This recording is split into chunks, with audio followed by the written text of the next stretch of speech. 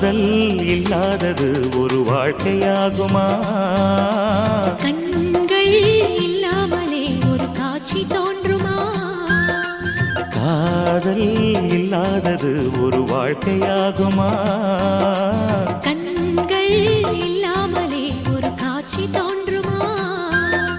பெண்ணை தொடாதது ஒரு பெருமையாகுமா? முத்தம் சிந்தாமலே அது முழுமையாகுமா? முழுமையாகுமா? காதல் இல்லாதது ஒரு வாழ்க்கையாகுமா?